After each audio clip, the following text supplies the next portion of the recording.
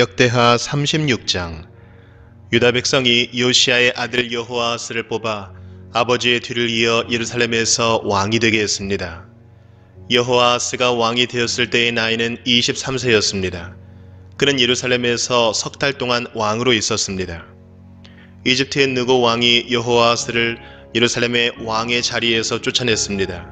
느고는 유다 백성에게 은 100달란트와 금 1달란트를 바치게 했습니다.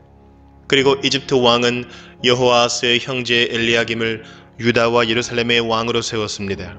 느고는 엘리야김의 이름을 여호야김으로 바꾸고 엘리야김의 형제 여호아스를 이집트로 끌고 갔습니다. 여호야김이 왕이 되었을 때의 나이는 25세였습니다. 그는 예루살렘에서 11년 동안 왕으로 있었습니다. 여호야김은 여호와께서 보시기에 악한 일을 했습니다.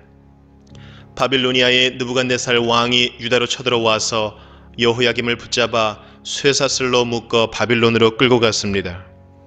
느부갓네살은 여호와의 성전에 있던 기구들을 빼앗아 바빌론으로 가져간 다음 자기 왕궁에 놓아두었습니다. 여호야김이 한 다른 일과 그가 한 역겨운 짓과 그가 저지른 모든 악한 일은 이스라엘과 유다 왕들의 역사책에 적혀 있습니다. 여호야김의 아들 여호야긴이 그의 뒤를 이어 왕이 되었습니다. 여호야긴이 유다 왕이 되었을 때의 나이는 18세였습니다. 그는 예루살렘에서 석 달여를 왕으로 있었습니다. 그는 여호와께서 보시기에 악한 일을 저질렀습니다. 봄에 느부갓네살 왕이 자기 신하들을 보내어 여호야긴을 데려오게 했습니다. 그의 신하들은 여호야긴을 사로잡아 갔을 뿐만 아니라 여호와의 성전에 있던 값진 보물들을 바빌론으로 가져갔습니다. 그런 뒤에 느부갓네살은 여호야긴의 친척 시드기야를 유다와 예루살렘의 왕으로 세웠습니다. 시드기야가 유다의 왕이 되었을 때의 나이는 21세였습니다. 그는 예루살렘에서 11년 동안 왕으로 있었습니다.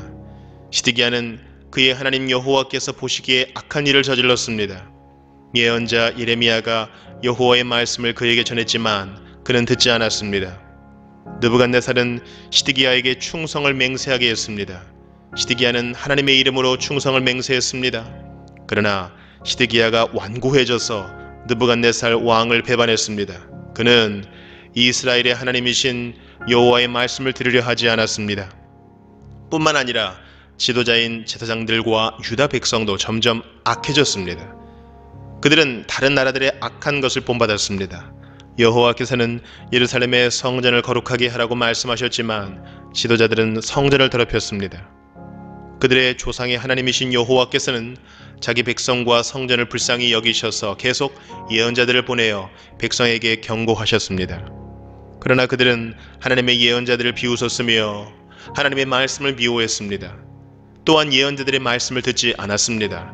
마침내 하나님께서 자기 백성에게 노하셨습니다. 아무도 여호와의 노를 멈추게 할 수 없었습니다. 그리하여 하나님께서 바빌로니아 왕을 보내셔서 그들을 치게 하셨습니다. 바빌로니아 왕은 젊은이들을 다 죽였습니다. 심지어 성전에 있는 젊은이까지도 죽였습니다. 바빌로니아 왕은 무자비였습니다. 그는 남자와 여자를 다 죽였습니다. 늙은이와 병든 사람까지도 죽였습니다.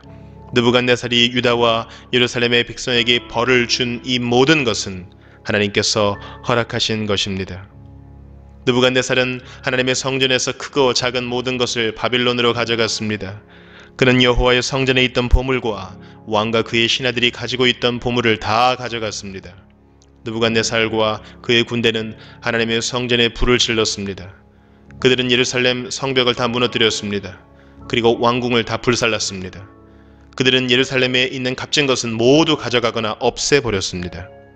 느부갓네살은 살아남은 백성을 바빌론으로 사로잡아가서 자기와 자기 자손의 노예로 삼았습니다. 그들은 페르시아 왕국이 바빌로니아를 물리칠 때까지도 노예로 있었습니다. 그리하여 여호와께서 예언자 예레미야를 통해서 하신 말씀, 곧 그곳이 70년 동안 황무지가 될 것이라고 하신 말씀이 이루어졌습니다. 그동안 7년마다 한 번씩 땅을 쉬게 하라는 여호와의 말씀이 지켜지지 않았는데 그런 일이 일어나므로 땅의 안식이 이루어졌습니다. 고레스가 페르시아의 왕이 된 첫 해에 여호와께서 고레스의 마음을 움직이셔서 예레미야를 시켜서 하신 말씀을 이루셨습니다. 고레스는 온 땅의 사람들을 보내어 글로 적은 칙령을 선포하게 했습니다. 페르시아의 고레스 왕이 선포한 칙령의 내용은 이러합니다. 하늘의 하나님이신 여호와께서 이 세상의 온 나라들을 나에게 주셨다.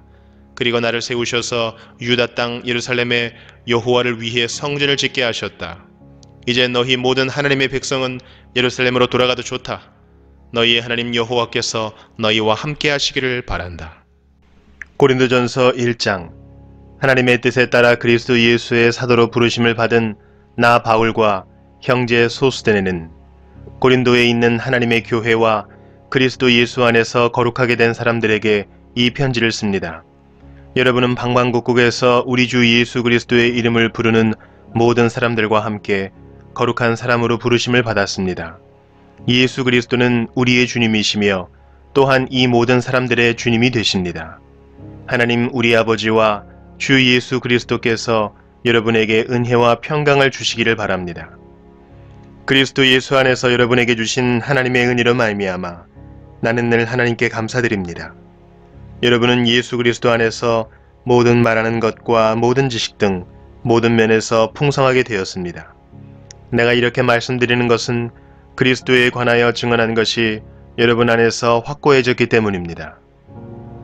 그러므로 여러분은 영적인 선물을 부족함 없이 받으며 우리 주 예수 그리스도께서 나타나실 것을 간절히 바라고 있습니다. 예수님께서는 여러분을 세상 끝날까지 굳세게 지켜 우리 주 예수 그리스도의 날에 흠이 없는 사람이 되게 하실 것입니다. 여러분을 부르셔서 그의 아들이신 우리 주 예수 그리스도와 사귐을 갖게 하신 하나님은 신실하십니다. 성도 여러분, 우리 주 예수 그리스도의 이름으로 여러분에게 호소합니다. 모두 의견을 합하고 여러분 사이에 편을 나누지 마십시오. 같은 마음과 같은 생각을 가지고 하나가 되십시오. 나의 성도 여러분, 글로의 집에서 온 사람들이 나에게 여러분 사이에 다툼이 있다는 소식을 전해주었습니다. 내용은 이렇습니다. 여러분이 저마다 나는 바울을 따른다, 나는 아볼로를 따른다, 나는 베드로를 따른다, 심지어 나는 그리스도를 따른다고 말한다니 도대체 그리스도가 아니었습니까? 바울이 여러분을 위해 십자가에 못 박혔습니까? 아니면 여러분이 바울의 이름으로 세례를 받았습니까? 내가 그리스보와 가이오 두 사람 외에는 여러분 중 어느 누구에게도 세례를 주지 않아 하나님께 감사합니다. 그러므로 여러분 중에서 어느 누구도 바울의 이름으로 세례를 받았다고 말할 수 없을 것입니다. 그러고 보니 내가 스데바나의 가정에도 세례를 준 적이 있습니다. 하지만 이들 외에는 아무에게도 세례를 준 기억이 없습니다. 그리스도께서 나를 보내신 것은 세례를 주기 위해서가 아니라 복음을 전하도록 하기 위해서였습니다. 그것은 인간의 지혜로운 말로 하라는 것이 아니었습니다. 그리스도의 십자가가 그 능력을 잃지 않게 하려는 것입니다. 십자가에 관한 말씀이 멸망할 사람들에게는 어리석은 것에 불과하지만 구원받은 우리에게는 하나님의 능력입니다. 성경에 이렇게 기록되어 있습니다. 내가 지혜로운 사람들의 지혜를 멸하고 지식 있는 사람들의 지식을 물리치리라. 지혜 있는 사람이 어디 있으며 학자가 어디 있습니까? 이 시대의 변론가가 어디 있습니까? 하나님께서 이 세상의 지혜를 어리석게 하지 않으셨습니까? 세상이 자기의 지혜를 통해서는 하나님을 알지 못하게 하신 것이 하나님의 지혜입니다. 그래서 하나님께서는 우리가 전하는 어리석어 보이는 말씀 선포로 믿는 사람들을 구원하기를 기뻐하셨습니다. 유대인들은 표적을 요구하고 그리스인들은 지혜를 찾습니다. 하지만 우리는 그리스도께서 십자가에 못 박히셨다고 전합니다. 이것이 유대인들에게는 걸려 넘어지게 하는 것이요 이방인들에게는 어리석은 것이지만 유대인이 되었든지 그리스인이 되었든지 부르심을 받은 사람들에게 그리스도는 하나님의 능력이며 하나님의 지혜입니다. 하나님의 어리석음이 사람의 지혜보다 더 지혜로우며 하나님의 약함이 사람의 강함보다 더 강합니다. 성도 여러분, 하나님께서 여러분을 부르셨을 당시 여러분의 모습이 어떠했는지를 생각해 보십시오. 세상의 표준으로 볼 때 지혜 있는 사람이 많지 않았고 권력 있는 사람도 많지 않았으며 가문 좋은 사람도 많지 않았습니다. 그러나 하나님께서는 지혜로운 것들을 부끄럽게 하시려고 세상에 미련한 것들을 선택하셨고 강한 것들을 부끄럽게 하시려고 세상의 약한 것들을 선택하셨습니다. 하나님께서는 세상이 비천한 것들과 멸시받는 것 그리고 아무것도 아닌 것들을 선택하여 유력한 것들을 멸하셨습니다. 이것은 하나님 앞에서 어느 누구도 자랑하지 못하게 하기 위해서였습니다. 그러나 여러분은 이러한 하나님에게서 나서 예수 그리스도 안에 있게 되었습니다. 예수님은 하나님께로부터 오는 우리의 지혜와 의와 거룩함과 구속이 되셨습니다. 그러므로 성경에 기록되었듯이 자랑하는 자는 주님 안에서 자랑하십시오. 고린도전서 2장. 성도 여러분, 나도 여러분에게 가서 하나님의 비밀을 전하였을 때 웅변술이나 탁월한 지혜를 가지고 전한 것이 아니었습니다. 그것은 내가 여러분과 함께 있는 동안에는 예수 그리스도와 그분께서 십자가에 못 박히시다는 것 이외에는 아무것도 알지 않기로 굳게 결심했기 때문입니다. 사실 내가 여러분에게 갔을 때 나는 약하였고 두려웠으며 몹시 떨었습니다. 내가 전한 말이나 선포한 것들은 지혜롭고 설득력 있는 말들이 아니라 성령의 능력을 드러내는 것이었습니다. 이렇게 한 것은 여러분의 믿음을 사람의 지혜가 아니라 하나님의 능력에 두게 하려는 것이었습니다. 그러나 우리는 성숙한 사람들 사이에서는 지혜를 말합니다. 이 지혜는 이 세상의 지혜가 아니며 이 세상에서 멸망해버릴 통치자들의 지혜도 아닙니다. 우리가 말하는 지혜는 하나님의 비밀 가운데 있는 지혜입니다. 이것은 감춰졌던 것이며 하나님께서 우리의 영광을 위해 창조전에 미리 정하신 지혜입니다. 이 시대의 통치자 중 어느 누구도 이 지혜를 깨닫지 못했습니다. 그들이 깨달았다면 영광의 주님을 십자가에 못 박지 않았을 것입니다.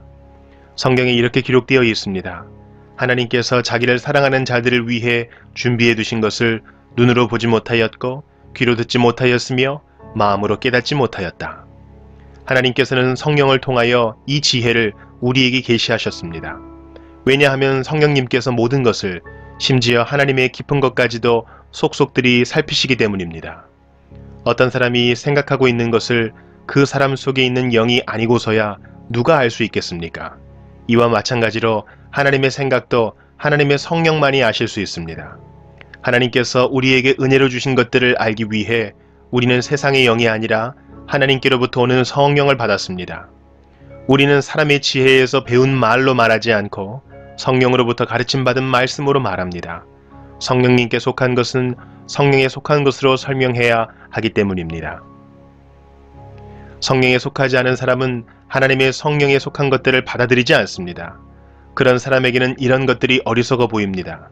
그런 것들은 영적으로 식별되는 것이므로 세상에 속한 사람은 그런 것들을 깨달을 수도 없습니다. 성령님께 속한 사람은 모든 것을 판단하지만 자신은 아무에게도 판단을 받지 않습니다. 누가 주님의 마음을 알았으며 누가 주님을 가르치겠습니까? 그러나 우리는 그리스도의 마음을 가지고 있습니다.